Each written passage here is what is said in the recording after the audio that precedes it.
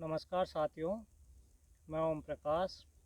आज होली का दिन है और मेरे साथ में हैं राम अवतार जी, जो शिक्षाविद हैं, समाज सेवी हैं। वो आपको बताएंगे कि होली का ये त्यौहार क्यों मनाया जाता है। प्राचीन काल में दैत्यों का एक राजा था। उसका नाम था हिरण्यकशिपु और वह ईश्वर में विश्वास नहीं करता था और स्वयं को ही ईश्वर समझता था। उसका बेटा प्रहलाद बहुत ही बुद्धिमान और तेजस्वी बालक था और भगवान विष्णु का परम भक्त था। उसने उसने अपने बेटे से कहा कि मेरी ही पूजा करो, भगवान कुछ नहीं है, मैं ही हूँ। उसकी प्रजा उसी की पूजा करती थी और उसके बेटे ने कहा कि ईश्वर सब जगह विद्यमान है, सर्वत्र है और सर्वज्ञ है। उसने अपने बेटे से कहा कि मैं ही ईश्वर हूँ, मेरी ही पूजा करो, मेरे अलावा इस प्रदेश में किसी भी भगवान की पूजा करने का कोई अधिकार नहीं है। लेकिन भक्त प्रहलाद ने कहा कि मैं तो भगवान की पूजा करता हूँ और भगवान की ही पूजा करूँगा, मैं ईश्वर में विश्वास करता हूँ। तो राजा हिरण्यकशिपु ने कहा कि नहीं, भगवान कुछ नहीं है, मेरी ही पूजा करो। उसने अपने बेटे को तरह तरह की यातनाएं दी, जैसे पहाड़ से गिराना, और पहाड़ से गिराया, लेकिन पहाड़ से गिराने के बाद भी भक्त प्रहलाद का कुछ भी गलत नहीं हुआ और उसने फिर उसको तेल के कड़ाऊ में, उबलते हुए तेल में डलवाया, लेकिन तेल भी फूल बन गया और विभिन्न प्रकार की यातनाएं देता रहा।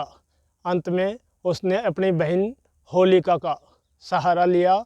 होलिका हिरण्यकशिपु को ये वरदान था कि न ऊपर मरूं, न नीचे मरूं, न अंदर मरूं, न बाहर मरूं, न शस्त्र से मरूं, न अस्त्र से मरूं, न दानव से मरूं, न मानव से मरूं।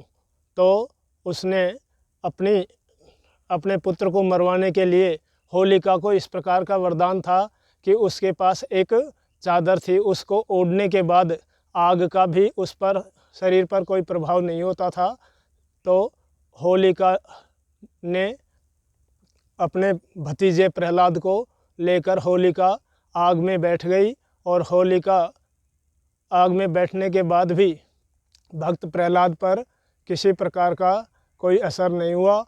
होलिका जलकर राख हो गई, यानी वो जो बुराई थी वो जलकर राख हो गई और प्रहलाद बच गया। और होलिका जलकर राख हो गई, उसकी याद में ये पर्व, राष्ट्रीय पर्व मनाया जाता है। भक्त प्रहलाद को उसने अनेक प्रकार की यातनाएं दी, लेकिन वो अपने मकसद में कामयाब नहीं हुआ और उसने कहा कि भगवान सर्वत्र है और सर्वज्ञ है। अंत में भगवान विष्णु ने नरसिंह रूप धारण कर उसका सायं के समय जब अंधेरा, प्रहलाद ने कहा कि भगवान कण कण में है, लेकिन उस दुष्ट राक्षस हिरण्यकशिपु ने उस पर गदा का प्रहार किया और उसको कहा कि मैं देखता हूँ तेरा भगवान कहाँ है, और एक गर्म लोहे के खंभे पर उसको चढ़ने के लिए बाध्य किया। तब उसने देखा तो उस खंभे पर भक्त प्रहलाद को चींटी चढ़ती हुई दिखाई दी और वो स्वयं तुरंत उस पर चढ़ गया।